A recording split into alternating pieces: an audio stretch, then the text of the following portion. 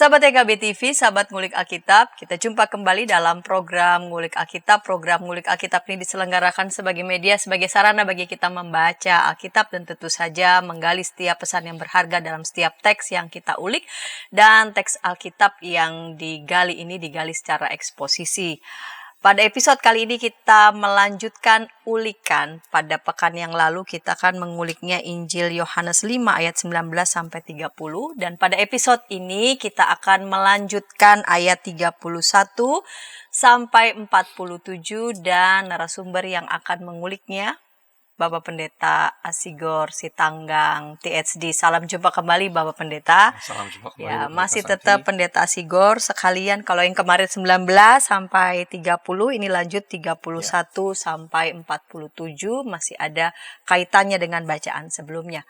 Baik Pak Pendeta, kita akan mulai saja episode kali ini. Kita akan mulai dalam doa. Mari Pak Pendeta dapat memimpin kita dalam doa.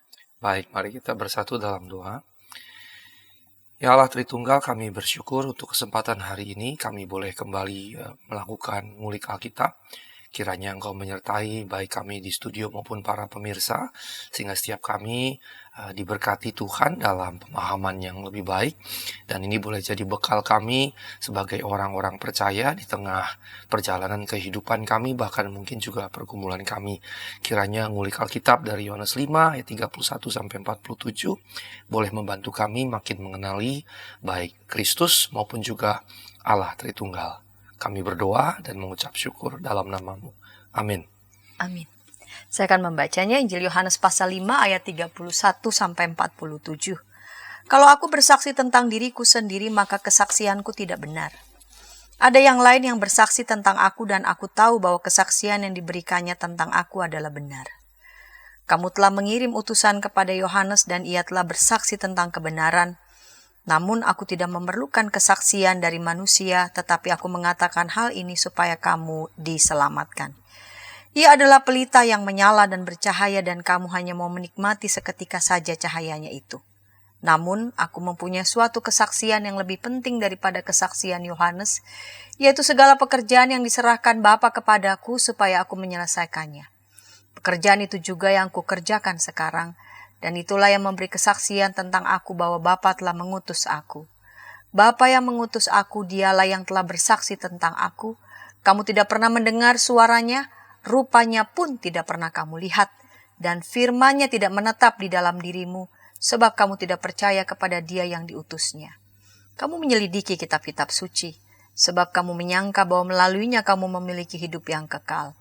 Walaupun kitab-kitab suci itu memberi kesaksian tentang aku, kamu tidak mau datang kepada aku untuk memperoleh hidup itu.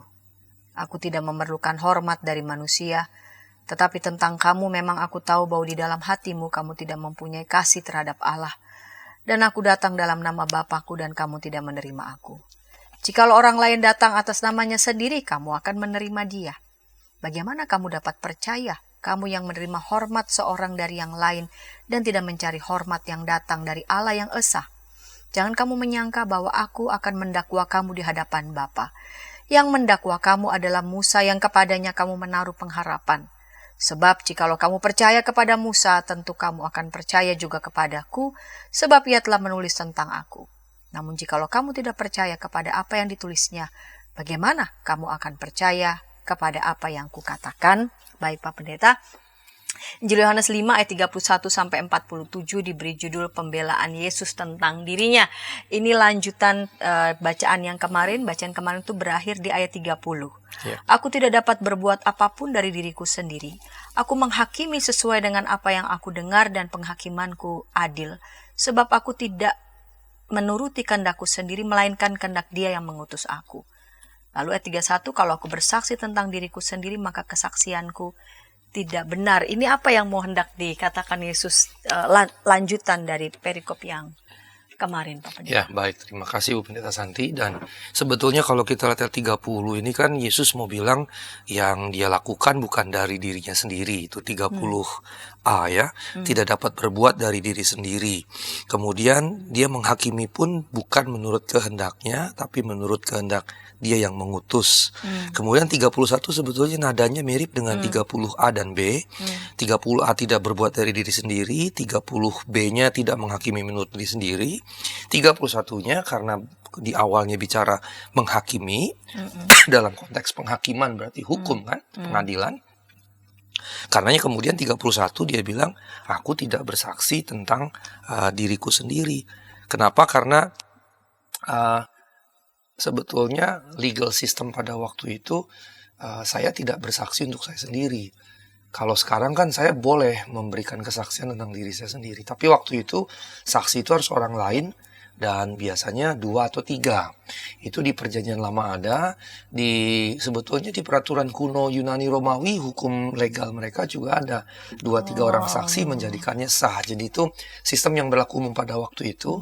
Tapi juga 2-3 saksi juga berlaku dalam hukum modern kita sekarang, hukum sipil, bahkan di seluruh dunia gitu. Maka beberapa lembaga hukum misalnya kalau punya 2 istilahnya alat bukti, alat bukti itu ya saksi gitu ya. Jika 2 alat bukti sudah sah dan bisa dijadikan tersangka. Nah, waktu Yesus bilang, aku tidak bersaksi dari diriku sendiri, kalau begitu kesaksianku tidak benar. Sebetulnya dia sedang membawanya dalam logika pemahaman hukum saat itu gitu. Nah, karenanya narasi yang sekarang kita akan ulik ini kemudiannya berkaitan dengan pembelaan. Saya nggak bisa bersaksi untuk diri saya sendiri, tapi ini ada loh yang bisa bersaksi tentang saya. Jadi dengan kata lain ini fokusnya adalah pembelaan Yesus terkait otoritas ilahi yang di percakapan sebelumnya, mulai dari ayat 19 tentang kuasa, otoritas. Alkitab kita menyebutnya kuasa gitu ya. Tapi itu juga bisa disebut otoritas. Kalau dunamis itu memang kuasa, power. Tapi kalau eksosia, kuasa tapi ke otoritas. Seperti polisi punya otoritas. Kalau kita jalan, kita di stop polisi, kita wajib berhenti karena ada otoritas yang disematkan. Bukan berarti bahwa dia powerful, kita tabrak juga jatuh kan, babak belur bisa mati gitu. Tapi kenapa kita berhenti? Dia punya otoritas atau wibawa secara legal. Nah, di pasal ini ayat 19 sampai 30 itu yang kita diskusikan beberapa waktu yang lalu. Ini menjelaskan Yesus punya kuasa, di antaranya misalnya menghakimi dan seterusnya. Nah, sekarang dia mau menjelaskan kuasanya dia dari siapa gitu. Kalau di perikop sebelumnya saya punya kuasa, Yesus bilang saya punya kuasa sebagai anak manusia, dan dia pakai anak Allah, anak manusia untuk menjelaskan pada satu sisi kemanusiaannya, pada sisi yang lain keilahiannya, dengan anak Allah ini dengan anak manusia yang satu kesatuan. Nah, sekarang dia mau jelasin, sebelumnya dia berkata dia berotoritas, sekarang dia mau jelasin atas dasar apa. Karenanya dia mulai bukan pada dirinya sendiri. Nah, dia menyampaikan ini kepada siapa? Kita selalu melihat bukan hanya di Injil Yohanes, tapi di dalam keempat Injil, Yesus selalu berselisih, bukan fisik, tapi argumen dengan para pemimpin agama Yahudi. Sebetulnya ini ada hal yang penting sebetulnya. Yesus selalu membuka ruang diskusi, bahkan selalu membuat ruang untuk berdebat, bahkan berselisih paham gitu. Dia bahkan berani challenging orang dari gitu. Kecil dari dari kecil. Lukas 2 ketika usia 12 tahun dia sangat datang ke bait Allah. Dia challenge, tapi yang menarik kan dia dengerin orang dulu gitu. Para pemimpin ngajar, dia dengerin. Setelah selesai ngajar, dia nanya gitu. Artinya dia beri ruang untuk dialog, dia beri ruang untuk percakapan. Walaupun dialog dan percakapan yang Yesus sampaikan, Yesus ini punya semacam strategi kepada orang yang membutuhkan belas kasihan. Dia adakan mukjizat berbagai macam. Kepada para pengikutnya, dia berkata keras tapi memberikan banyak penjabaran yang lebih mendalam. Tetapi kepada para pemimpin agama yang baginya tegar tengkuk begitu, yang susah diajar dan seterusnya, seperti dalam perikop ini, dia berkatanya lebih tajam dan lebih keras dan straight to the point gitu.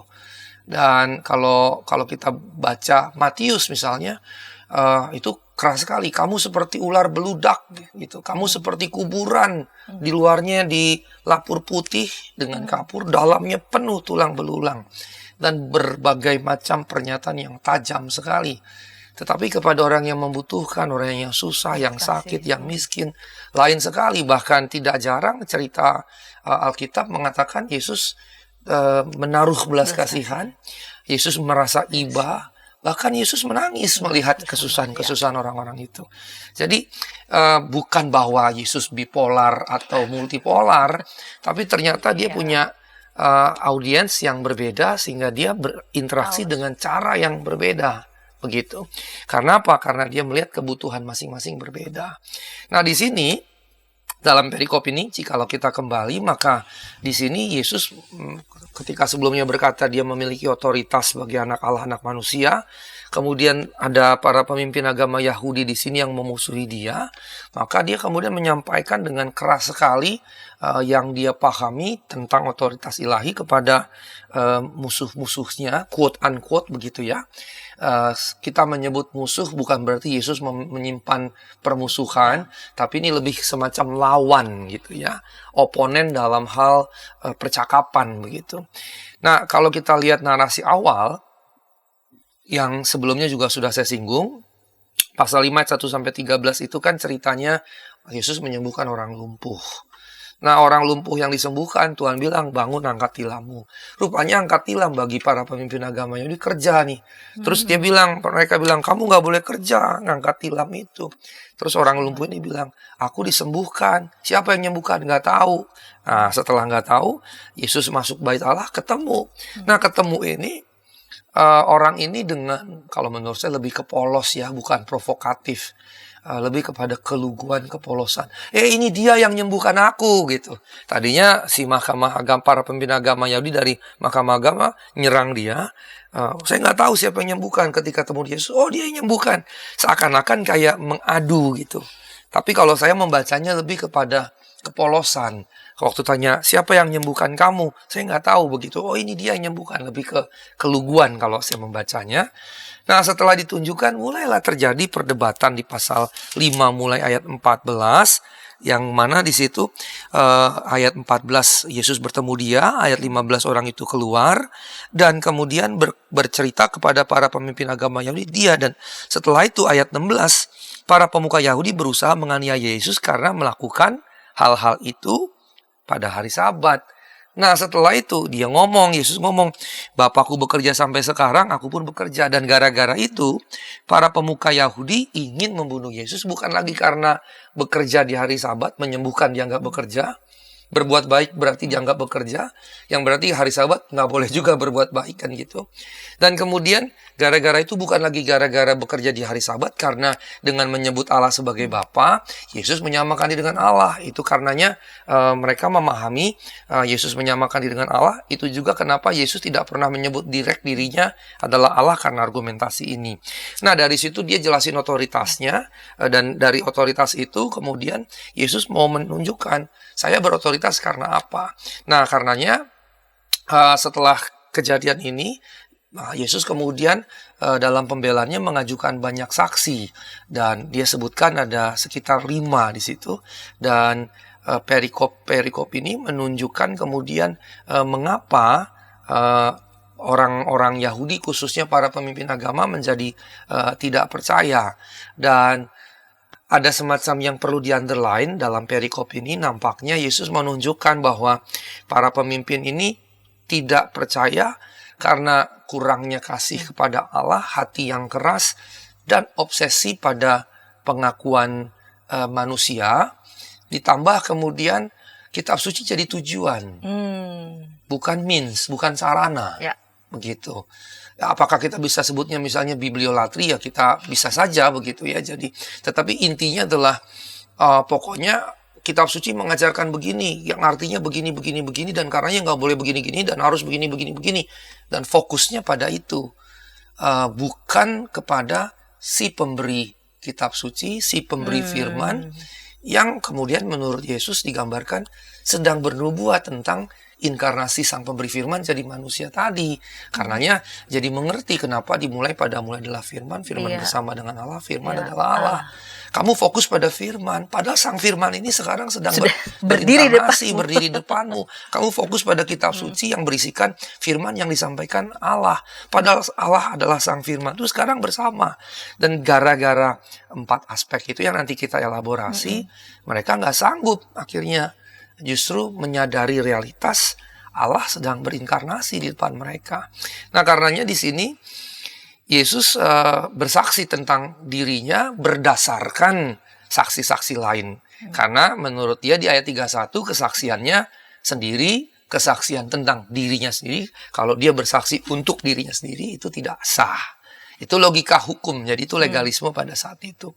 Nah, untuk mengesahkan argumen sebelumnya otoritasnya sebagai anak Allah, Mesias sebagai anak manusia, keilahian kemanusiaan Allah dalam satu kesatuan ini, maka dia harus memberikan dong kesaksian yang lain supaya sah. Karena prinsipnya kan 2-3 orang saksi, maka sah. Jadi dia harus menghadirkan yang lain, bukan dirinya.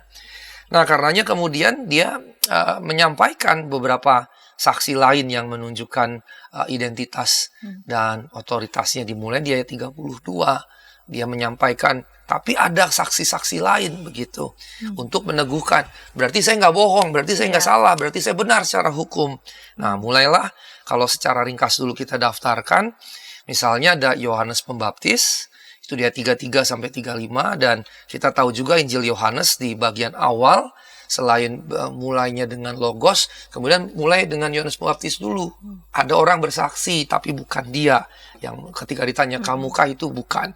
Nah, Yohanes Pembaptis 33-35 bahkan kemudian dinarasikan di sini memperkenalkan Yesus kepada para muridnya. Itu sebabnya ketika dia berkata, akulah dia yang berseru di padang gurun, persiapkanlah jalan bagi Tuhan. Kita jadi ngerti berdasarkan Yohanes ini. Persiapkanlah jalan bagi Tuhan berarti Yohanes Pembaptis mempersiapkan murid-murid bagi Yesus. Karena murid-murid pertama Yesus sebelumnya murid-murid Yohanes Pembaptis. Jadi rupanya mempersiapkan jalan itu adalah itu. Sehingga waktu Yesus berkata, saksiku Yohanes Pembaptis, itu bukan argumentasi yang lemah. Karena dari awal, bukan hanya Yohanes Pembaptis bilang ini adalah anak domba yang menghapus dosa umat manusia, tapi bahkan dia kasih tahu kepada para murid dan sebagian muridnya jadi murid Yesus, sehingga Yohanes jelas memahami dia mesti tugas dia mempersiapkan bagi Yesus gitu. Bahkan murid-murid bagi Yesus. Sehingga kemudian ketika Yesus berkata Yohanes Pembaptis, ini ada dasar kekuatannya. Kemudian karya-karya mukjizatnya sendiri, pekerjaan-pekerjaan yang dia lakukan, yang dia klaim bukan dari dirinya tapi dari Bapa. Itu ayat 36. Ayat 37 dan 38 diberkata, Bapa yang mengutus aku, dia juga saksi. Nah, kemudian 39-40 dia katakan kitab suci juga bersaksi tentang dirinya. Nah, terakhir Musa bahkan 45-46. Sebetulnya menarik bahwa kemudian di bagian hampir akhir dari perikop ini kan selesainya di 47 perikop kita. Setelah itu langsung ke perikop yang berikutnya memberi makan 5.000 orang. 45-46 menutupnya. Jadi Yesus ngoceh gitu ya, bla bla bla bla bla. Dia tutupnya dengan Musa. Mengapa dia tutup dengan Musa? Mengapa dia tidak tutupnya dengan kitab suci dengan Allah? Karena Musa pemimpin agama Yahudi yang sampai sekarang pun dianggap dialah pemimpin tertinggi karena dialah yang menyampaikan Taurat kepada bangsa Israel. Jadi kalau ditanya siapa yang terbesar di antara orang-orang Yahudi, mereka pasti bilang Musa gitu. Makanya ada pertanyaan yang lain, adakah engkau lebih besar dari Musa? Adakah engkau lebih besar dari Abraham, para pendiri founding fathers-nya? Tapi Musa, kalau Abraham, Ishak, Yakub founding fathers, tapi Musa jelas religious foundernya gitu, pendiri keagamaan atau agama mereka. Karenanya konklusinya bukan lebih rendah, justru puncaknya gitu. Puncaknya dalam Yudaisme, karena yang dia hadapi kan para pemimpin agama Yahudi gitu. Jadi bisa berkata gini, nabimu, pendirimu bahkan bersaksi tentang aku. Kok kamu nggak percaya pada aku gitu.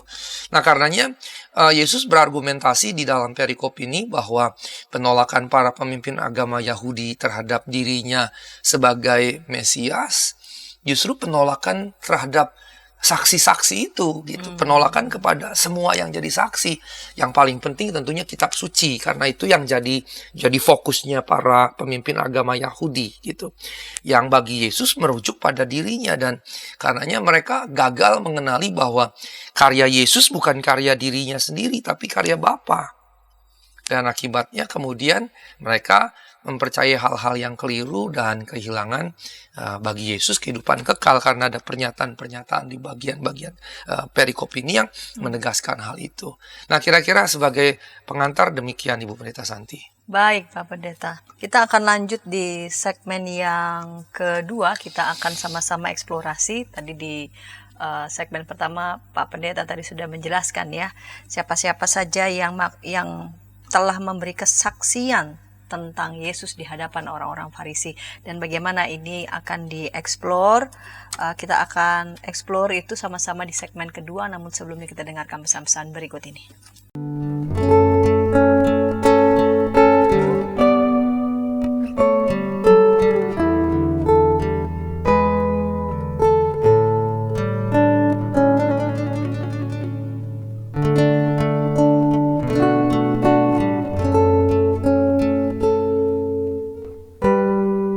Para pimpinan gereja di sana-sini mengakui bahwa jangankan warganya atau para pendetanya, mereka sendiri juga tidak begitu tahu, karena sesudah menerima dokumennya taruh di kantor sinode tidak ada upaya untuk sosialisasi. Jadi sama juga kayak masalah bioetika di Indonesia ya, apakah boleh begini, apakah boleh, tapi kita harus bertanya lebih dalam lagi sebagai orang Kristen, apa sikap etis dan apa keputusan etis yang merupakan refleksi daripada visi moral dari iman Kristen.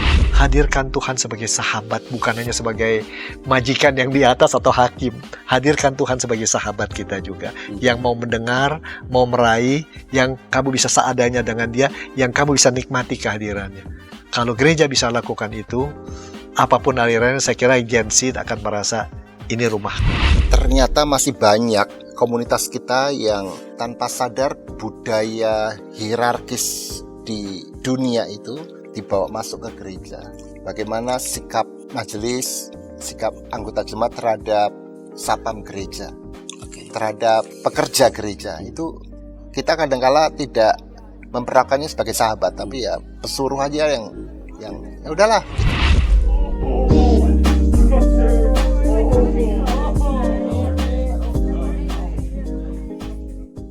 Hai kiddos. Inci, betul. Kodok lumpuh dan ayam buta. Kiddy time.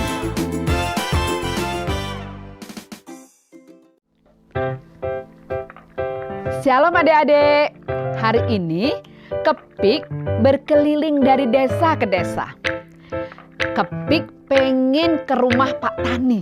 Coba, ada yang tahu nggak di rumah Pak Tani ada apa saja? Ayo coba tebak. Apa coba? Betul, ada sapi. Mo. Mereka sekarang rukun dan jalan bersama-sama pulang ke rumah Pak Tani. Kak Iklin, tapi sebelum tidur aku mau dengar dongeng dulu. Katanya tadi sudah ngantuk. Pokoknya aku mau dengar dongeng dulu kakak. Jadi pangku nih. Kayak cerita ya, siap? Ayam buta hanya bisa mendengar suara orang berseru-seru sambil berlari. Lari, kebakaran. Sekarang kodok lumpuh itu bebas berada di atas punggung semua ayam.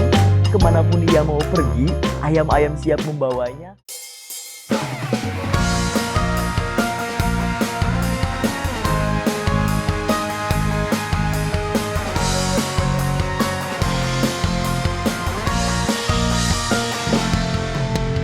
Hormat pada orang tua, menyayangi binatang, rajin ke sekolah minggu, selalu giat belajar, tidak membedakan orang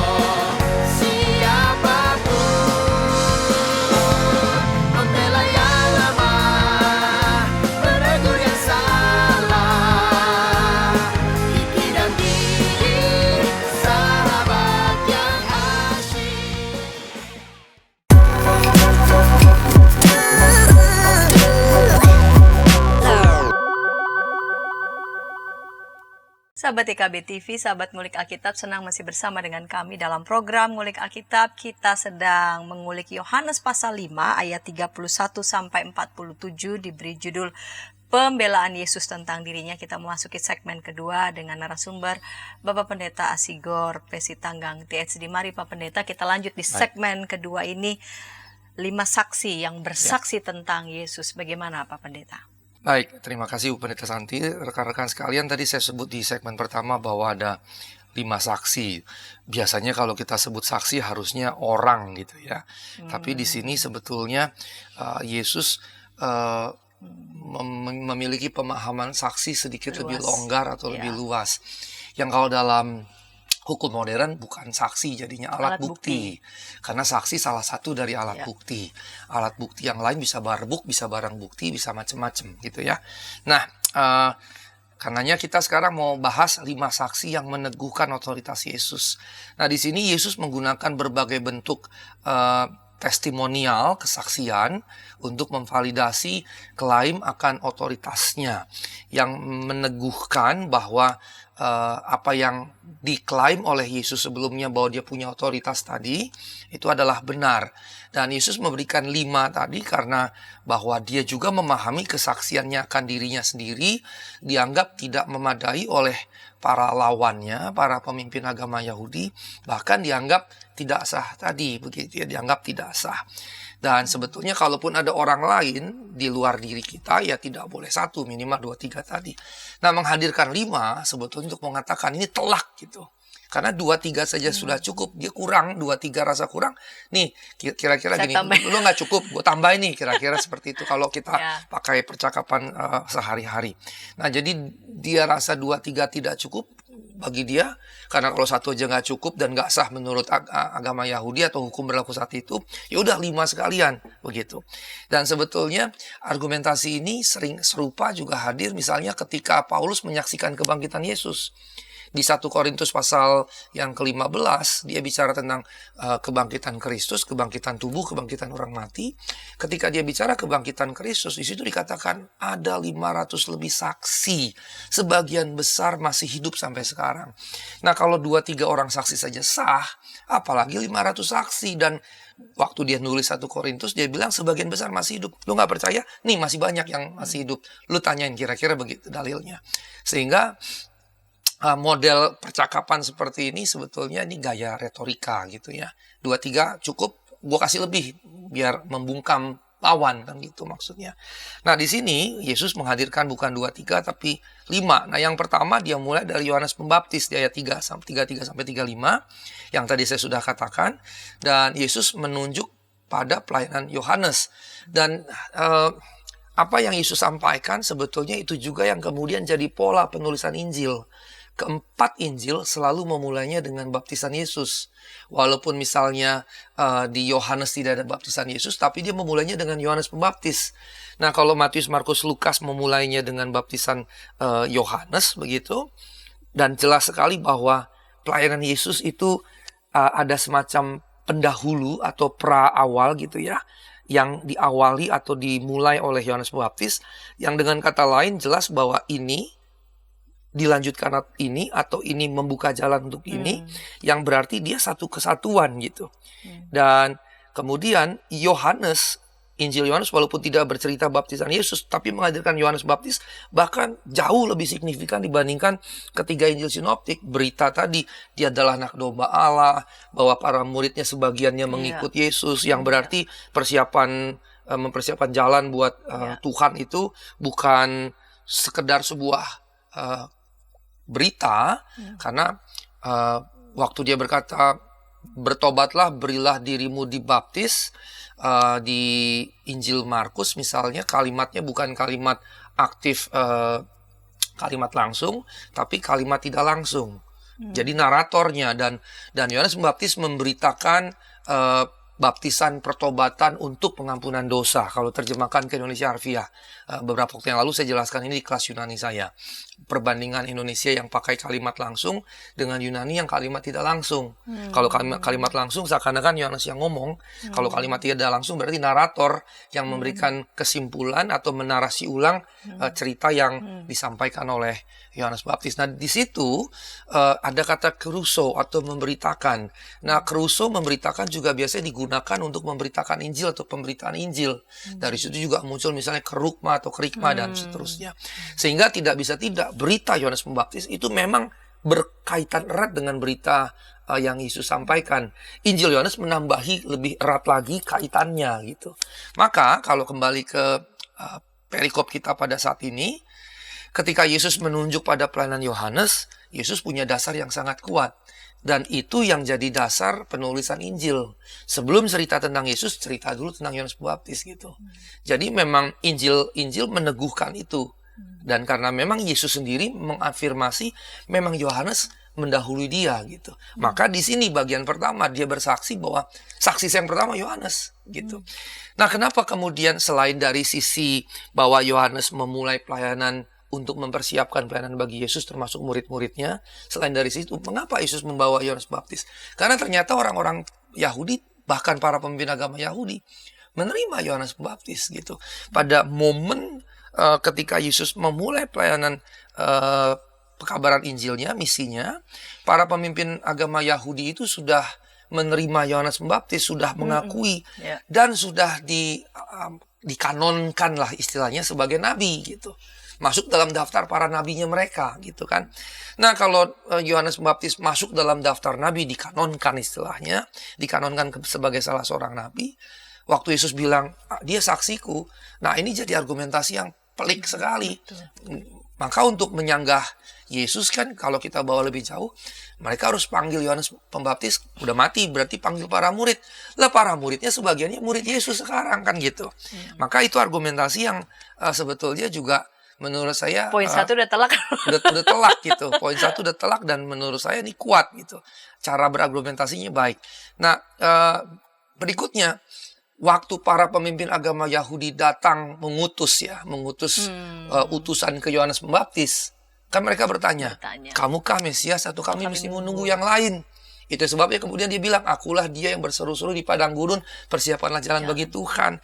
Dan Yohanes Pembaptis ngomong kepada utusan para pemimpin agama Yahudi, yang berarti mereka juga tahu apa yang disampaikan. Klaim bahwa Yohanes bukan Mesias, tapi di sisi yang lain Yohanes Pembaptis mengklaim Yesus adalah Mesias, anak domba Allah itu gitu. Yang didengar oleh para murid sebagiannya, yang ngikut Yesus sebagiannya. Ya antara lain Andreas, kemudian Petrus, kemudian Yohanes, Yakobus dan Yohanes gitu. Belum yang lain-lain lagi. Karena sangat mungkin di luar 12 rasul, murid-murid yang lain juga sebelumnya murid-murid Yohanes Pembaptis begitu. Nah, kemudian ketika dia berkata dia bukan Mesias, dia utusan yang diutus mempersiapkan jalan bagi seseorang yang lebih besar, yaitu Yesus, maka ini jadi poin yang kuat sekali.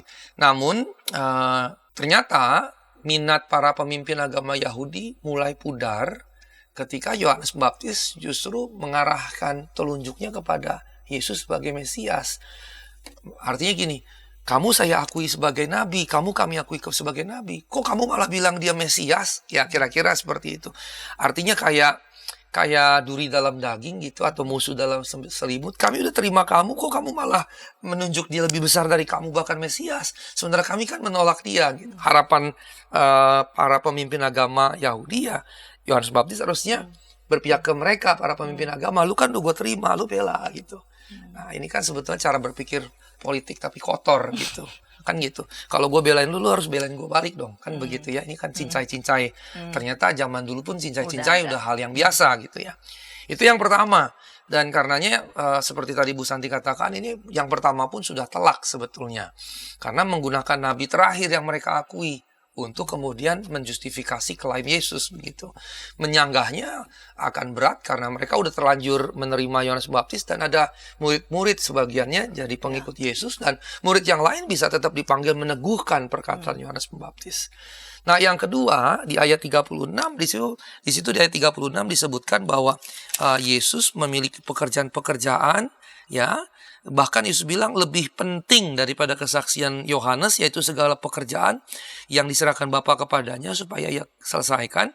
Pekerjaan itu yang dikerjakan sekarang, itu yang memberi kesaksian tentang aku. Jadi mukjizat-mukjizat yang Yesus kerjakan. Jadi ketika kita bicara perbuatan di sini, tentu yang Yesus maksud adalah perkara-perkara ajaib, mukjizat, kesembuhan segala macam, yang kemudian oleh si penulis Injil Yohanes ini di pasal 6 langsung dibuktikan. Habis ngomong Yesus pergi, waktu Yesus pergi Yesus kasih makan 5.000 orang gitu. Jadi kan apa yang tercatat di sini kan sangat mungkin ini terpisah dulunya. Tapi ketika Yohanes menulis Injilnya, maka dia merangkai sedemikian, tentunya dengan ada benang merah di dalamnya. Nah, benang merahnya adalah pernyataan misalnya karya-karyanya menjadi saksi di perikop berikutnya yang oleh Bapak Gereja kemudian diberikan pasal dan ayat, oleh Eli diberikan judul Yesus memberi makan 5.000 orang. Ini meneguhkan yang poin kedua argumentasinya. Sementara sebelumnya Yesus membangkitkan orang lumpuh, menyembuhkan orang lumpuh. Jadi ini cerita sebelumnya digunakan untuk meneguhkan ini oleh Yesus dalam narasi Yohanes. Nah, kemudian editor atau narator atau penulis Injil ini sendiri kemudian menceritakan Yesus memberi makan 5.000 orang secara mukjizat untuk meneguhkan kembali ini. Ini sebelum cerita gitu ya, pre-narasi, ini post-narasi. Dua kejadian mukjizat ini, pre dan postnya, meneguhkan argumentasi bahwa pekerjaanku meneguhkan bahwa pekerjaanku bukan dari diriku tapi dari Bapa. Dan karenanya penyembuhan yang dilakukan di sini orang lumpuh itu ya, dan orang lumpuh di sini kan narasinya juga bombastik. Bayangkan 38 tahun yang lalu saya sudah sedikit dramatisir, kolam diaduk-aduk oleh malaikat. Mungkin katakan seminggu 2 minggu sekali, yang pertama nyemplung sembuh. Anehnya kenapa cuma satu gitu, kok Tuhan pilih-pilih, kok irit banget ngasihnya. Nah, ini legenda yang dihidupi oleh orang Yahudi, benar atau tidaknya kita sudah tidak bisa afirmasi, tapi ini legenda. Dan di situ ternyata ada satu orang yang usia entah berapa tahun, tapi sudah 38 tahun dia lumpuh. Yesus bilang, maukah kau sembuh? Dia bilang, ini ada malaikat datang, tiap kali aku baru jalan udah yang keburu nyemplung. 38 tahun. Kalau saya bayangkan, berimajinasi betapa hatinya sudah begitu sakit, maka ketika dia ditanya Tuhan ngomong begitu, dia cuma bilang realitas yang ada. Udah nelongso, bukan cuma pasrah, tapi nelongso udah begini, mau diapain? Waktu Tuhan lihat itu, Tuhan langsung bilang bangkit gitu kan. Nah, ternyata itu jadi masalah bagi orang Yahudi, jadi percakapan. Dan kalau yang saya lihat, Tuhan justru manfaatkan itu untuk menjelaskan siapa dirinya gitu. Dari pihak kalau lihat ceritanya, orang lumpuh ini berkaitan erat langsung dengan argumentasi Yesus, sementara 5.000 orang yang diberi makan tidak berkaitan erat langsung di sini, tapi penulis ceritanya melanjutkan ini langsung untuk meneguhkan pasca narasi, post naratif terkait dengan percakapan yang ada di sini. Nah, bagi Yesus di sini bahwa itu adalah bukti nyata bahwa apa yang dia kerjakan bukan dari dirinya sendiri, tapi misi yang berasal dari Allah, missio Dei. Nah, karenanya apa yang dikerjakan Yesus sesuai dengan kehendak Bapa itu untuk menunjukkan otoritas dan identitas diri Yesus. Nah, kemudian bagian yang ketiga, ketika dia berlanjut mengatakan bahwa yang dia kerjakan bukan dari dirinya tapi dari Bapa, maka dia berlanjut yang berikutnya. Saksi yang ketiga menurut Yesus justru adalah Bapa itu sendiri begitu. Jadi setelah dia bilang Musa, kemudian dia bilang lagi mukjizat-mukjizat yang dikerjakan, karya pekerjaan yang dikerjakan, tapi di sini karya ini diberikan oleh Bapa untuk dia lakukan. Maka ya ketiga logikanya setelah ini ya berarti Bapa begitu. Nah, karenanya Yesus menyatakan bahwa Allah, yang dia sebut Bapa, bersaksi tentang dirinya. Dan salah satu poin pentingnya berkaitan dengan nomor yang satu lagi. Kapan Bapa bersaksi tentang Yesus? 2 kali. Yang kedua itu di Bukit Transfigurasi, dan saksinya hanya 3 murid, Petrus, Yakobus, Yohanes. Itu kan ring satunya Yesus gitu kan. Tapi kalau di baptisan, saksinya itu semua yang dibaptis saat itu. Dan kita ingat waktu Yesus bilang, Bapa saksiku sendiri, Karena waktu itu suara yang terdengar dari langit, Uranos berarti surga, dan Uranos itu parafrase untuk menyebut Allah, dan kemudian suara itu berkata, inilah anak yang kukasihi, kepadanya lah aku berkenan. Kalau di Bukit Transfigurasi ditambahin, dengarkanlah dia. Nah, dengarkanlah dia punya bobot yang berbeda, jadi 2 kali Allah berbicara dari surga, ini di khalayak banyak, hanya berkata, inilah anakku yang kukasihi, kepadanya lah aku berkenan. Kalau yang di sini disebut anak, yang ngomong sudah pasti Bapa. Sehingga dengan kata lain, Allah yang berbicara dengan parafrase Uranos itu menegaskan dia Bapa dan ini anak. Yang menegaskan relasi keintiman dari 2 pribadi Allah Tritunggal ini. Nah, di suara yang kedua, kesaksian dari Bapa sendiri, inilah anakku yang kukasihi, kepadanya lah aku berkenan, ada tambahan, dengarkanlah dia. Nah, kata dengarkan, kalau bahasa Yunani itu kata dengar tu akuo, kalau dalam bahasa Ibrani itu seperti shema. Nah, shema itu kan sebetulnya kredonya Israel di Perjanjian Lama, ketika dia berkata, dengarlah Israel, Tuhan Allahmu, Tuhan itu Esa, Shema Israel, Yahweh Elohim, Yahweh Echad. Yang kemudian ada perintah, kasihlah Tuhan Allahmu dengan segenap hati, jiwa, kekuatanmu. Yang kemudian ada perintah lagi, apa yang telah kau terima pada hari ini, ajarkanlah kepada anak-anak dan cucumu. Pada waktu bangun, tidur, perjalanan di rumah gitu. Dengan kata lain, waktu di Bukit Transfigurasi dikatakan dengarkanlah dia, suara itu mau menegaskan bahwa suara Yesus pun sama dengan suara firman Allah gitu. Jadi ini meneguhkan suara Yesus adalah firman Allah. Kata dengarkanlah dia bukan sekedar berarti gue dengerin dia gitu, bukan. Tapi perintah dengarkanlah itu merujuk pada Shema yang dirujuk kepada Taurat gitu, firman Yahweh yang berarti dia setara dengan firman di Perjanjian Lama. Kira-kira seperti itu. Nah, waktu Yesus berkata Bapa adalah saksiku, maka kesaksian yang disampaikan mencakup 2 ini, dan karenanya ada bobot yang kuat sekali. Pertama kepada audiens untuk menunjukkan relasi Trinitarian tadi. Nah, sementara kepada 3 orang kelompok pengikut Yesus ini secara khusus bahwa pengikut Yesus harus dengerin Yesus, kira-kira gitu. Pengikut Yesus harus dengerin Yesus seperti orang Israel mendengarkan Yahweh, karena dianggap setara dengan menggunakan dengarlah Shema tadi gitu. Nah, itu yang ketiga. Nah, yang jadi persoalan adalah terkait kesaksian Bapa ini. Para pemimpin Yahudi tidak mendengar suara Allah, tidak melihat rupanya. Karena menurut Yesus firman Allah tidak tinggal dalam mereka. Nah, di sini Yesus sebetulnya sudah mulai rebuke gitu, sudah mulai menegur keras. Nah, yang keempat itu dia 39 sampai 40, di situ juga menarik kalau kita lihat, kamu menyelidiki kitab suci. Sebab kamu menyangka melaluinya kamu memiliki hidup yang kekal. Walaupun kitab suci itu memberi kesaksian tentang aku, kamu tidak mau datang kepadaku untuk memperoleh hidup. Jadi Yesus menyampaikan juga bahwa kitab suci bersaksi tentang dia, dan di sini Yesus menyampaikan teguran yang keras. Yesus memberitahu para pemimpin agama Yahudi, meskipun mereka mempelajari Tanakh, kitab suci Ibrani, dan mungkin juga sudah punya akses ke Septuaginta, dan memang Septuaginta berlaku cukup umum, karena pada momen Yesus bahasa Ibrani jadi bahasa liturgis di baik bait Allah maupun di sinagoge yang lebih banyak digunakan sebagai lingua franca dalam bahasa Yunani, sehingga sangat mungkin mereka pun sudah well informed, bahkan well educated dalam Septuaginta gitu ya, karena itu lebih banyak digunakan di masyarakat, di umat, di jemaat begitu. Tetapi kalau di dalam bait Allah maupun sinagoga itu yang Ibrani. Kira-kira pembedaannya saat itu seperti itu. Karena penelitian terakhir menunjukkan bahwa di era Yesus masyarakat di Israel itu, Israel kuno, sudah paling tidak berinteraksi dengan 4 bahasa.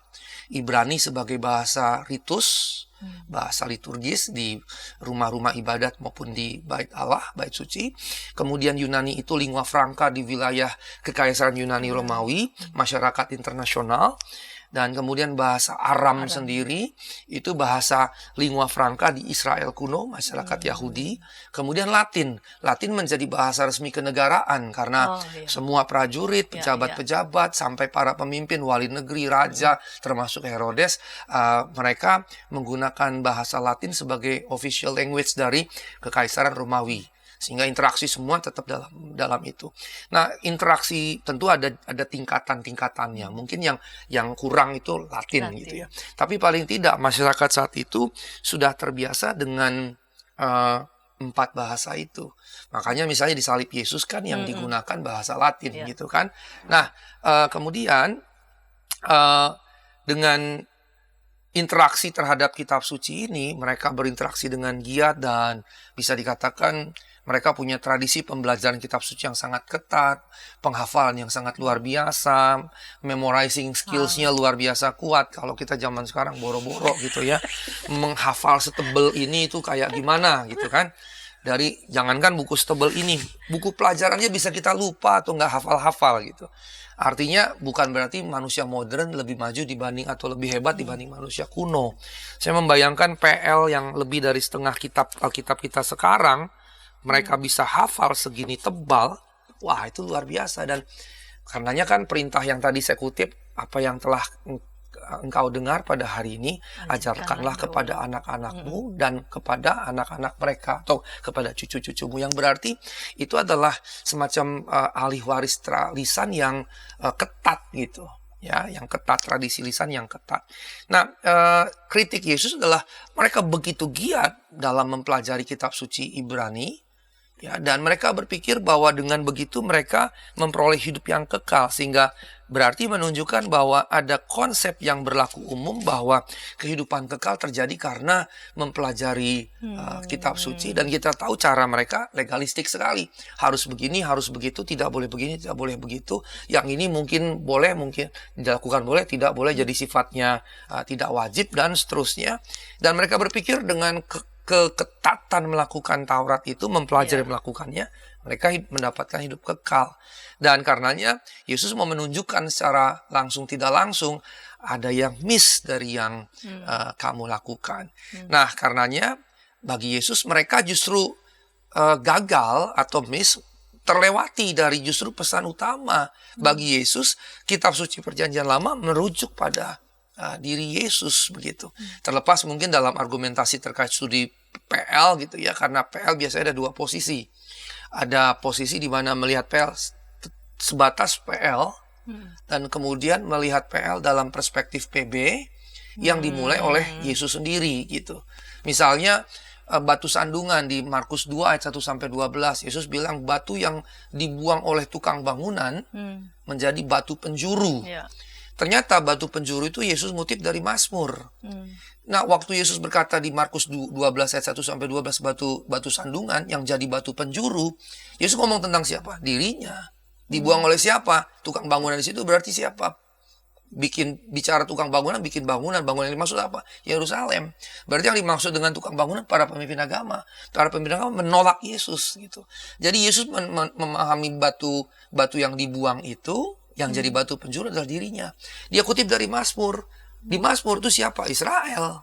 Yang dibuang oleh siapa? Oleh daerah-daerah sekitar, kerajaan sekitar yang dijajah segala macam dan seterusnya.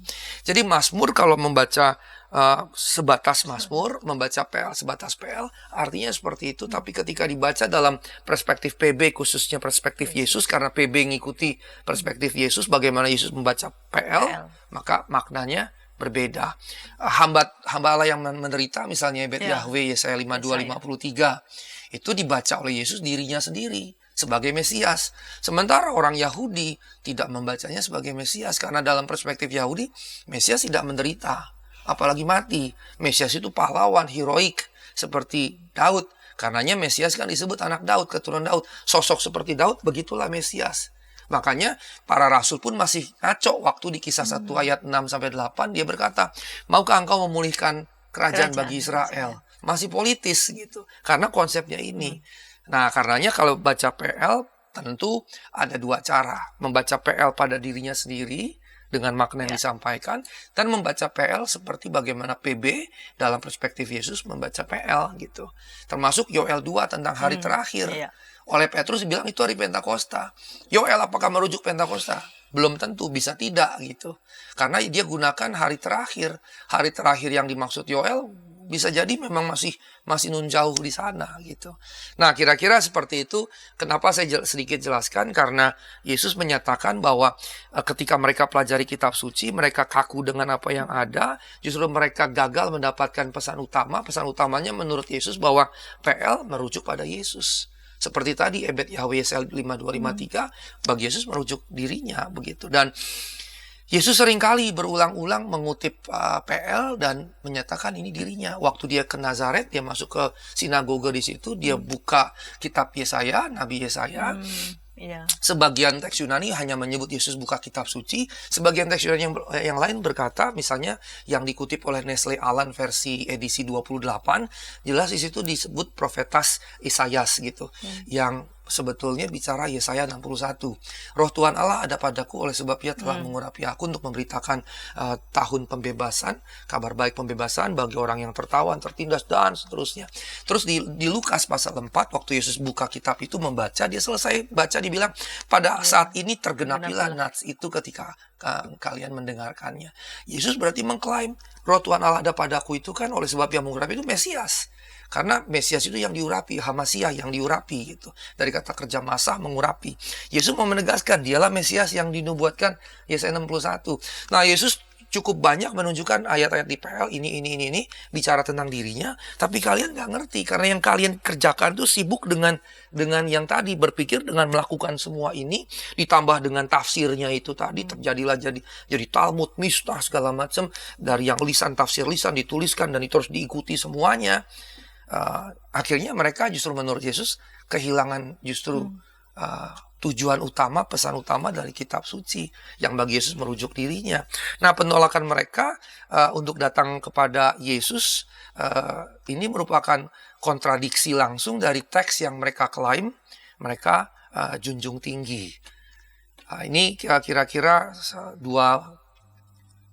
kesaksian yang bisa kita hadirkan sampai saat ini. Baik, dan masih ada satu figur yang akan dimunculkan oleh penutur Yohanes yang ikut turut memberi kesaksian tentang Yesus, dan tentu saja dalam bacaan-bacaan yang diulik ini apa saja yang menjadi tema-tema penting yang patut kita perhatikan. Kita akan eksplor bersama di segmen ketiga, namun sebelumnya kita dengarkan pesan-pesan berikut ini.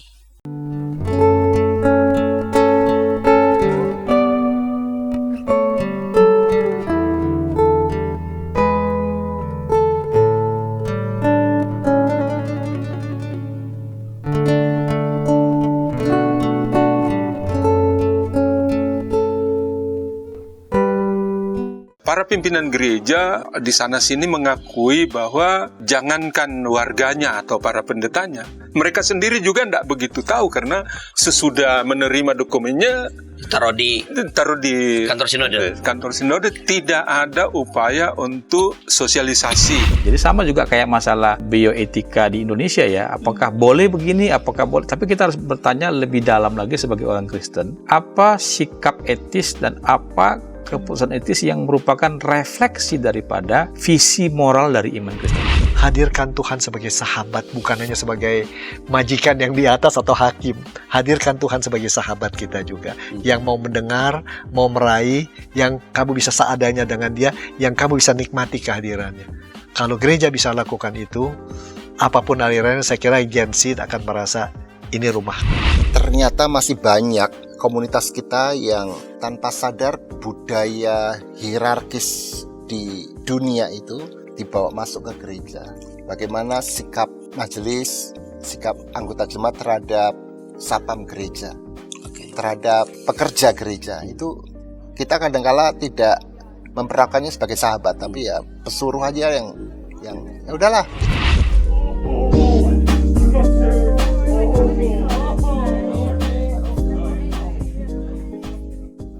Hai kiddos. Inci, betul. Kodok lumpuh dan ayam buta. Kiddy time.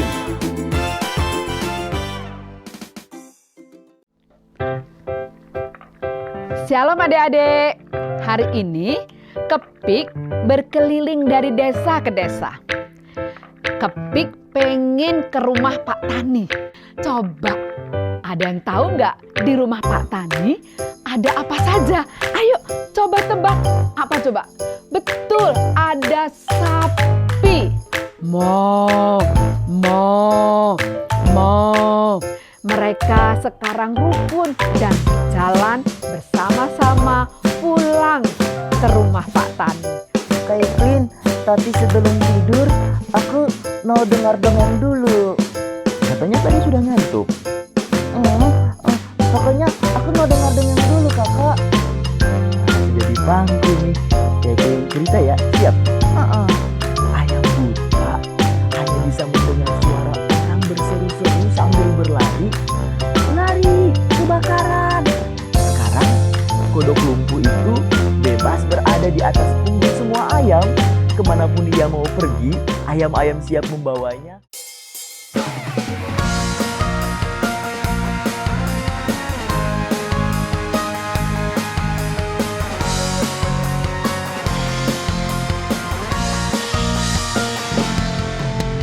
Hormat pada orang tua, menyayangi binatang, rajin ke sekolah minggu, selalu giat belajar, tidak membedakan orang, semua dijadikan sahabat, dipercaya oleh guru-guru di sekolah.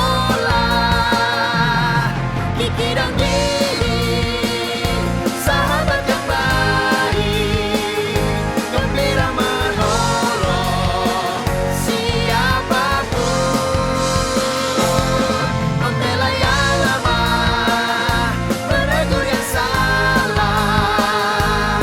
Kiki dan Didi, sahabat yang asyik.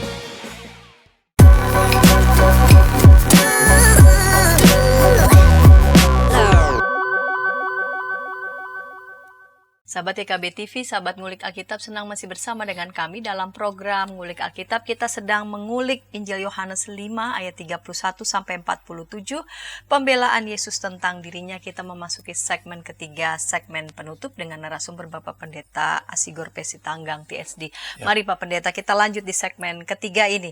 Figur terakhir yang memberi kesaksian tentang Yesus. Ya, baik. Terima kasih Bu Pendeta Santi. Rekan-rekan sekalian, yang kelima, dan ini menarik, Yesus membukanya dengan Yohanes Pembaptis yang sebetulnya sudah diterima tadi oleh para pemimpin agama Yahudi sebagai nabi terakhir begitu ya. Walaupun tidak ada di PL, tapi kalau kita lihat dalam narasi-narasi di Alkitab, khususnya keempat Injil, ada penerimaan begitu. Dan dia membuka dengan nabi terakhir, dia menutup dengan nabi pertama justru.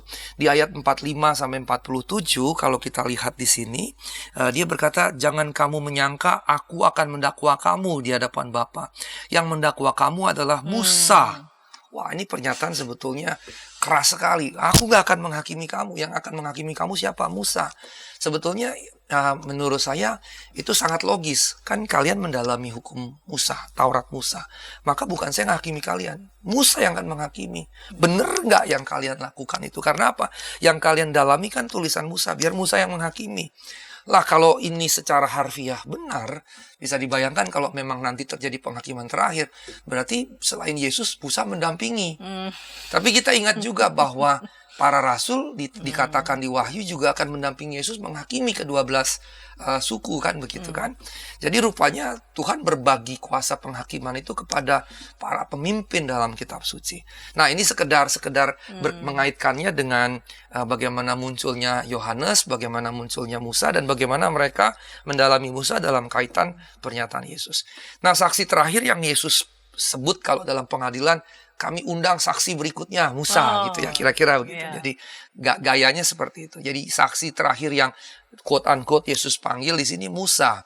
Nah, Musa adalah penulis hukum Taurat, pendiri agama Yahudi, pemberi hukum Taurat. Jadi dia punya posisi yang sangat agung dalam agama Yahudi, walaupun tidak pernah melebihi nabi gitu ya. Tapi jadi nabi pertama terutama gitu. Yang paling kadang-kadang disandingkan misalnya Musa dan Elia misalnya ya. Dan Musa dengan Elia sebenarnya disandingkan karena sebagian meyakini Musa tidak mati. Karena sampai sekarang kuburnya kita nggak tahu di mana. Mereka nggak tahu di mana.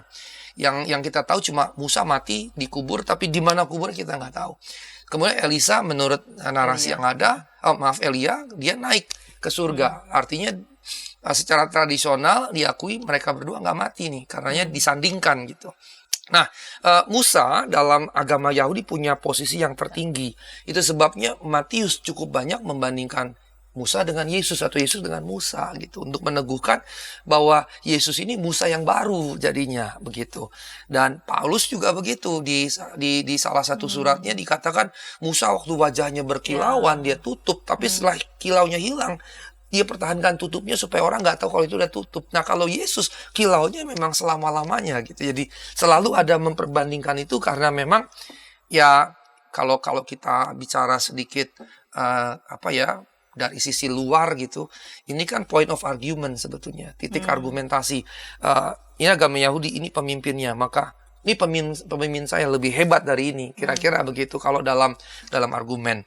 Kalau kita boleh sedikit keluar, tapi ini bukan untuk merendahkan apapun, tapi contoh lah. Kalau ada 2 anak kecil, atau 3 lah gitu ya, atau 3, A, B, dan C. Si A bilang, oh bapak gue begini-gini dong gitu. Bapak gue hebat kerjanya gini-gini. Terus yang si B, enggak, bapak gue lebih hebat begini-gini. Terus si C nanti juga bilang, oh bapak gue lebih hebat lagi gini-gini.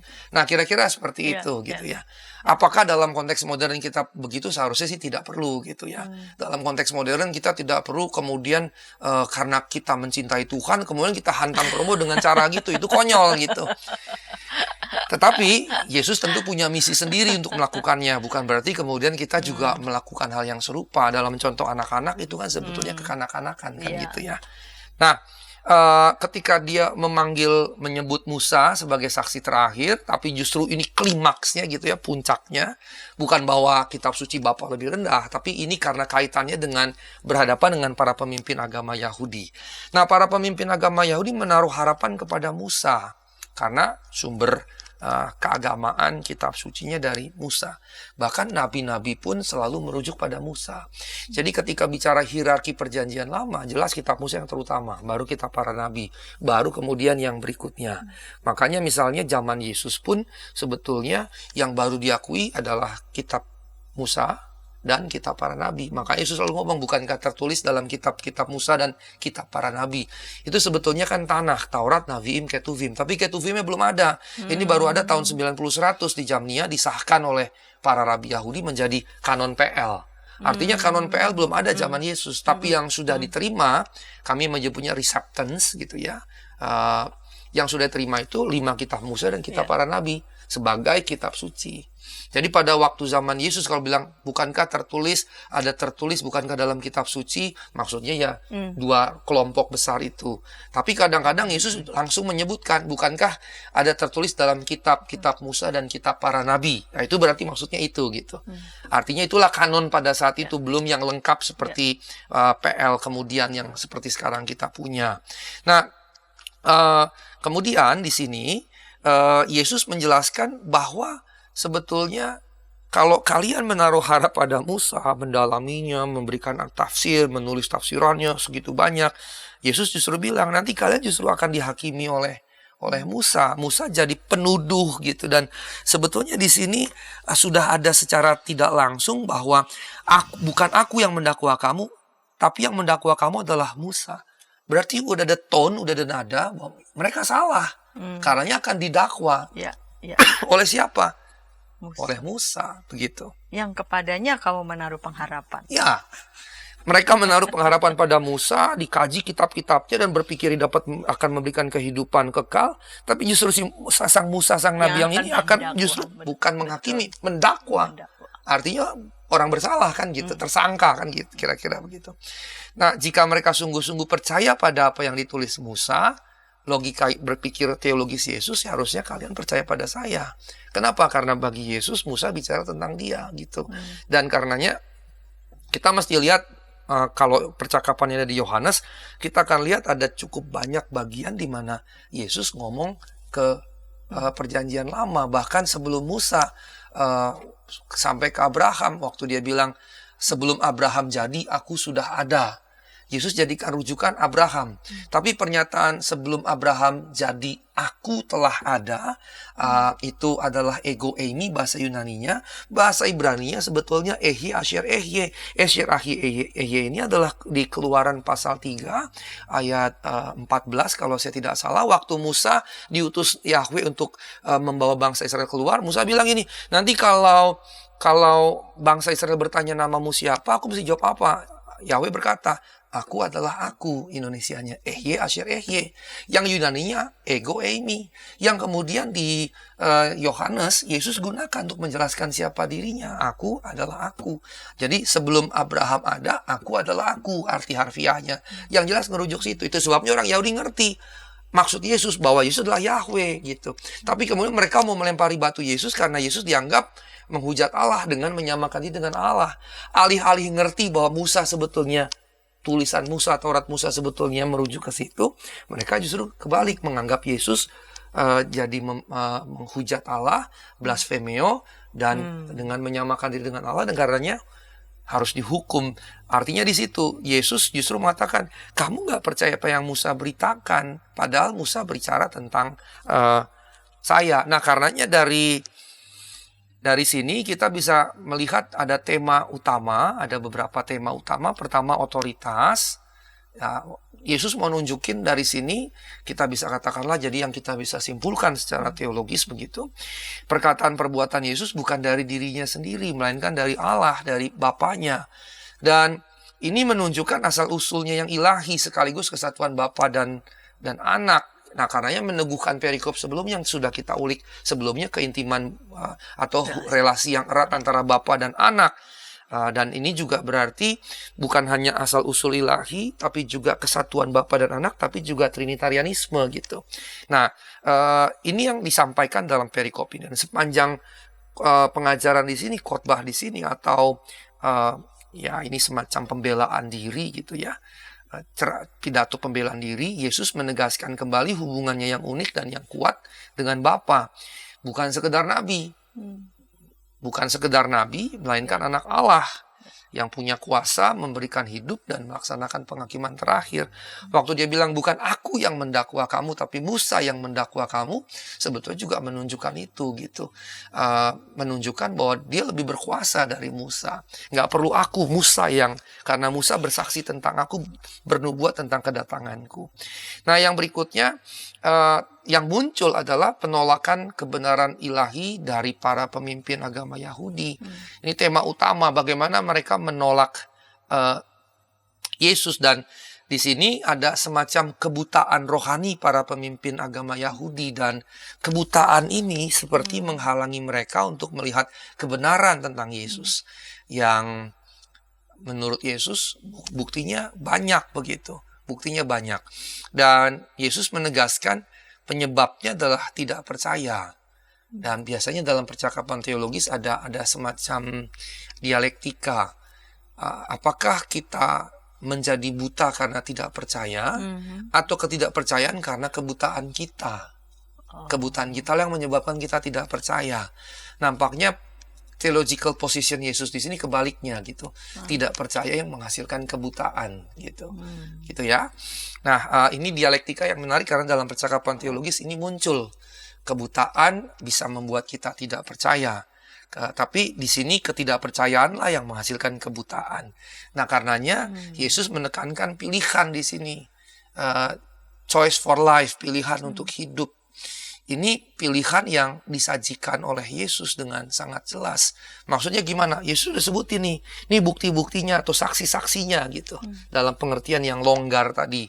Karena kitab suci nggak mungkin jadi saksi. Tapi dalam pengertian dia bicara tentang Yesus. Nah, ketika Yesus hadirkan banyak bukti, maka kalau kita lihat di ayat yang 47 penutup, Namun jika kamu tidak percaya kepada apa yang ditulis Musa, bagaimana kamu percaya kepada apa yang kukatakan? Yesus mau menyebutkan bahwa kalau kamu nggak percaya Musa bicara tentang dia, tentang Yesus gitu, maka kamu nggak akan percaya juga pada dia gitu yang dibicarakan oleh Musa.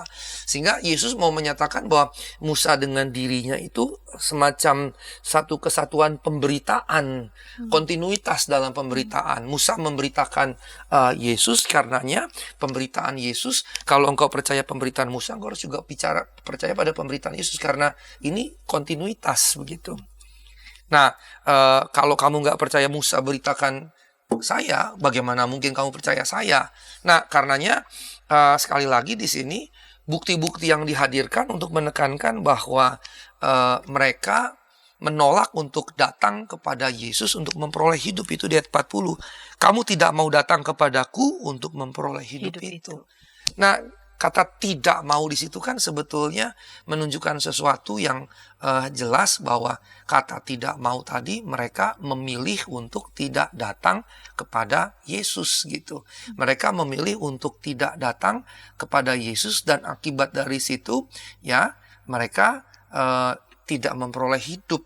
Kalau di teks TB2-nya tidak mau datang kepadaku untuk memperoleh. Oh sama, TB1 pun sama. Dalam hal ini TB2, TB1 tidak memiliki perbedaan yang signifikan. Sama persis bahkan. Dan kalau kita lihat teks aslinya, kata ingin itu telo. Telo itu artinya berkeinginan, desire begitu. Bermaksud, berniat, bertujuan. Karena dari situ telos artinya tujuan. Nah, artinya nggak ada tujuan dari tidak, dan nggak ada kehendak, nggak ada desire, gairah, nggak ada kemauan untuk datang kepada Yesus. Karenanya kenapa di awal saya katakan di bagian ini mereka memilih untuk tidak percaya gitu ya, ketidakpercayaan. Nah, memang Alkitab selalu ada dualitas di sini. Saya tidak sebutnya dualitas. Pada satu sisi iman itu tetap berasal dari Allah, karena Allah yang datang dulu kepada kita. Inkarnasinya pun Dia yang berinisiatif. Tapi di sisi yang lain, bagian ini juga menunjukkan kita tetap punya tanggung jawab, kontribusi untuk memilih gitu. Memilih untuk percaya atau tidak, dan kelanjutannya memilih berbuat baik atau tidak gitu. Karena ujung dari tidak percayanya mereka pada Yesus kan membunuh Yesus, kan gitu ya. Nah, ini jadi semacam tantangan, challenge yang kritis yang menyoroti iman adalah pilihan hidup pribadi dan kebersediaan menerima Kristus dalam aturan main. Saya sebut quote unquote aturan main dari Allah. Waktu kita beriman kepada Kristus, maksudnya poinnya adalah kita nggak bisa bikin aturan kita sendiri, suka-suka kita sendiri gitu. Saya percaya pada Yesus tapi nggak usah dibaptis ya, misalnya gitu. Saya percaya Yesus tapi nggak usah terima perjamuan ya. Saya percaya Yesus tapi nggak usah ibadah ya. Kalau nggak ibadah karena kerja nggak ada masalah. Kita juga pahami kerja adalah ibadah. Tapi kalau saya percaya tapi nggak usah ibadah, itu kan sebetulnya bikin aturan main kita sendiri. Nah, karenanya saya mencoba memahami di sini bahwa tidak mau datang kepadaku untuk beroleh hidup menunjukkan iman adalah pilihan hidup personal, pribadi, dan kerelaan, kebersediaan, rela dan bersedia menerima Kristus dengan aturan-aturan main dari Allah begitu. Yang di dalamnya misalnya ada pertobatan segala macam dan seterusnya. Kemudian tema yang berikutnya adalah tujuan kitab suci. Kitab suci bukan sarana untuk memperoleh pengetahuan belaka saja. Pengetahuan historis gitu ya, sejarah Alkitab dengan sejarah masyarakat sekitar, budaya segala macam. Juga sekedar pengetahuan teologis, doktrin-doktrin itu dan seterusnya. Seperti ahli-ahli Taurat yang tadi offline kita diskusikan begitu ya. Tetapi seharusnya menuntun kita kepada iman di dalam Kristus, iman kepada Allah di dalam Kristus untuk kehidupan yang kekal. Tetapi iman sekali lagi ini bukan kosong gitu. Karena sebetulnya perjanjian baru tetap mengaitkan iman dengan perbuatan baik. Matius 25, orang yang jadi domba dengan yang jadi kambing, karena yang domba beri makan orang lapar, beri minum orang haus, beri baju pada yang telanjang, kunjungi yang sakit, kunjungi yang di penjara. Yang jadi kambing yang tidak beri makan, tidak beri minum, beri makan yang lapar, beri minum yang haus, beri baju yang telanjang, kunjungi yang di penjara dan kunjungi yang sakit, tidak melakukan itu semua, dan dia dihukum. Kalau yang ini dapat justru kemudian kehidupan yang bahagia bersama Allah dalam kekekalan. Sehingga iman tetap baik di Matius, kemudian di Injil yang lain, di Paulus juga. Walaupun Paulus jelas menekankan keselamatan sepenuhnya karena iman, tidak berarti bahwa tidak menekankan kehidupan yang benar. Ketika dia bicara hidup oleh roh, dipimpin roh, menghasilkan buah roh, kasih, sukacita, damai sejahtera, dan seterusnya. Nah, ketika Yakobus berkata bahwa iman tanpa perbuatan adalah mati, itu bukan bentrok antara Paulus gitu dengan Yakobus, bukan. Tapi itulah keseluruhannya. Karenanya sekali lagi ini catatan yang mesti kita pahami.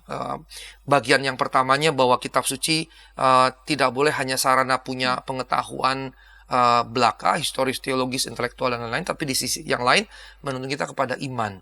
Tapi iman ini sisi yang berikutnya lagi, dua sisi, bukan hanya percaya tapi menyertakan juga di dalamnya kehidupan yang saleh. Dan kalau kita lihat kehidupan yang saleh lebih banyak bukan diri sendiri, tapi keluar gitu. Kalau yang domba tadi jelas kepada mereka yang kata Yesus saudaraku yang paling hina.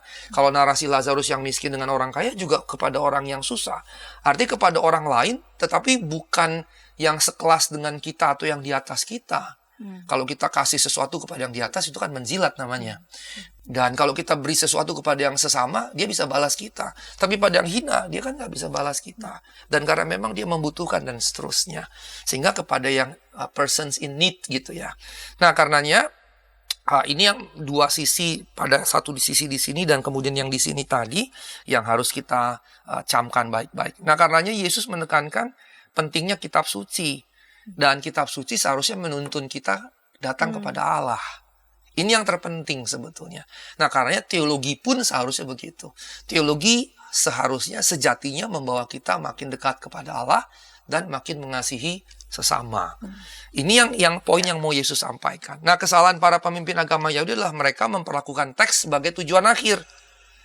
Bukan sarana untuk memperoleh hidup yang kekal, bukan sarana untuk mengenal Tuhan, berjumpa dengan Tuhan, mengasihi Tuhan dan sesama. Nah, kemudian kebutaan spiritual versus penglihatan spiritual. Mereka yang terbuka terhadap Yesus akan memperoleh kehidupan yang kekal, yang buta justru akan tetap dalam kegelapan. Nah, Yesus memberikan tekanan underline pada sifat ketidakpercayaan di sini yang Yesus jelaskan.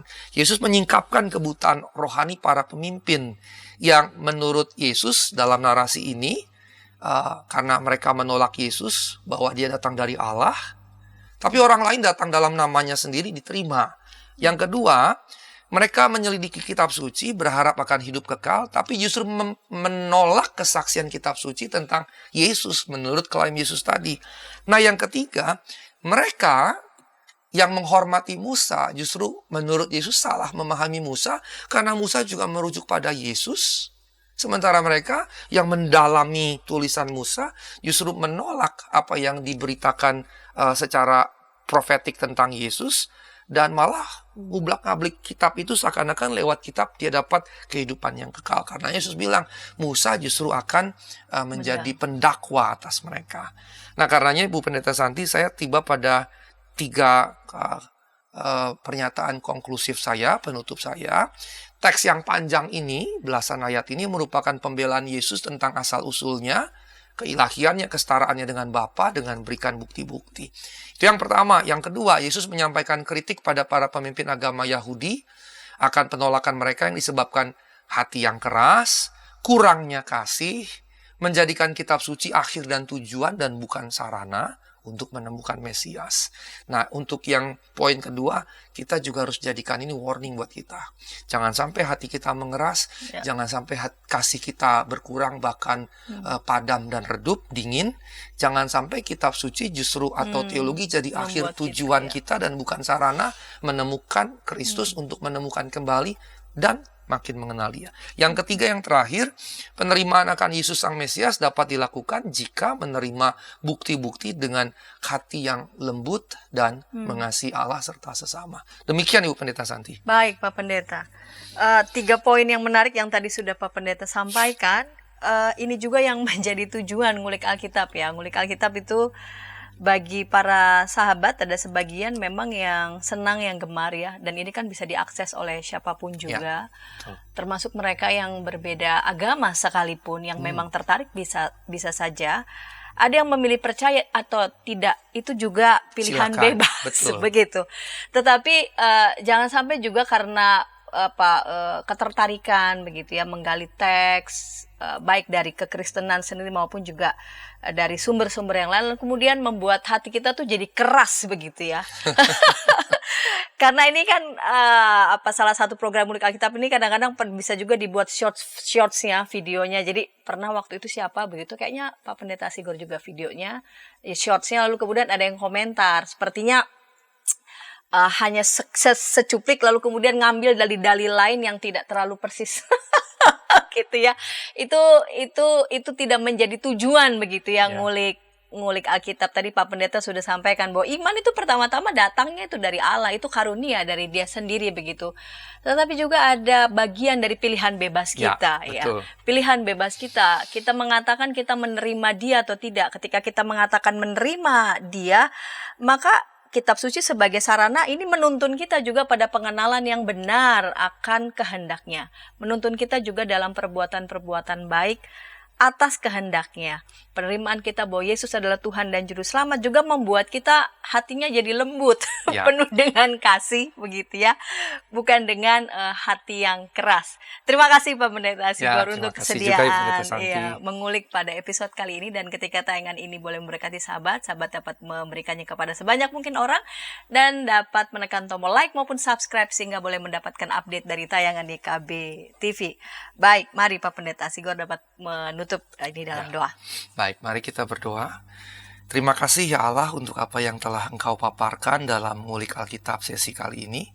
Dan kiranya Engkau menolong kami manakala kami mendengarkan sabda-Mu disampaikan, untuk membuka hati kami, untuk menjadi percaya dan melakukan apa yang Engkau kehendaki, mempermuliakan nama-Mu, jadi berkat bagi sesama. Dan tolonglah oleh Roh Kudus-Mu sehingga hati kami boleh tidak keras lagi, melainkan semakin lembut, dan kasih kami tidak berkurang, tetapi semakin menyala-nyala. Seperti Yesus sendiri berkata, cinta akan rumah-Mu menghanguskan aku, membara-bara dalam hati Yesus. Biarlah juga kasih akan Allah dan sesama boleh menyala dalam hati kami, sehingga kemudian kami boleh menemukan Engkau, untuk terus menemukan Engkau dan berbagi kasih kepada sesama kami. Demi nama-Mu kami berdoa dan mengucap syukur. Amin. Amin.